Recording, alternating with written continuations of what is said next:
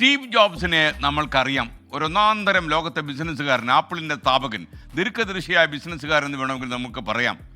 1983 അദ്ദേഹം ലിസ എന്ന computer apple രൂപകൽപ്പന ചെയ്തു.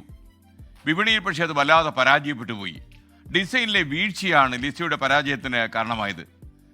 രൂപകൽപ്പനയിൽ മാറ്റം വരുത്തിയാൽ കമ്പ്യൂട്ടറുകൾ ഭാവിയിൽ മനുഷ്യജീവിതത്തിൻ്റെ ഭാഗമായി മാറുമെന്ന് സ്റ്റീവ് ജോബ്സിന് നന്നായി ബോധ്യപ്പെട്ടു. അങ്ങനെയാണ് അമേരിക്കയിലെ ആസ്പനിൽ 1983 നടന്ന ഇൻ്റർനാഷണൽ ഡിസൈൻ കോൺഫറൻസിൽ സ്റ്റീവ് ജോബ്സ് പങ്കെടുത്തത്. ഭാവിയിൽ കമ്പ്യൂട്ടറുകൾ മനുഷ്യൻ്റെ ദൈനംദിന ജീവിതത്തിൻ്റെ ഭാഗമായി മാറുമെന്ന് എനിക്ക് ഉറപ്പാണ്.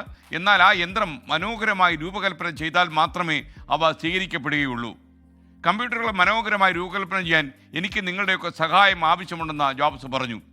ആസ്പെൻ ഡിസൈൻ കോൺഫറൻസിൽ സ്റ്റീവ് ജോബ്സ് ഡിസൈനേഴ്സിനോട് ഈ കാര്യമെല്ലാം വിശദമായി സംസാരിച്ചു. പിന്നീടുള്ളത് ചരിത്രമാണ്. തൊട്ടടുത്ത കൊല്ലം 1984 ആപ്പിളിൻ്റെ മക്കിൻടോഷ് പുറത്തിറങ്ങി. മക്കിൻടോഷ് ജനം ഏറ്റെടുത്തു എന്ന് മാത്രമല്ല, അത് വൻ വിജയമായി. സഹകരണത്തിൻ്റെ പ്രാധാന്യമാണ് ആപ്പിൾ മക്കിൻടോഷിൻ്റെ വിജയം ലോകത്തോട് വിളിച്ചു പറയുന്നത്. ടെക്നോളജിക്കൊപ്പം ഡിസൈൻ മികവ് കൂടി ചേർന്നപ്പോഴാണ് കമ്പ്യൂട്ടറുകൾ ഏറ്റവും ജനപ്രിയമായത്. വലിയ വിജയങ്ങൾ പലപ്പോഴും ഒറ്റയ്ക്കല്ല ഉണ്ടാക്കുന്നത്, അതിന് കൂട്ടായ പരിശ്രമം വേണം.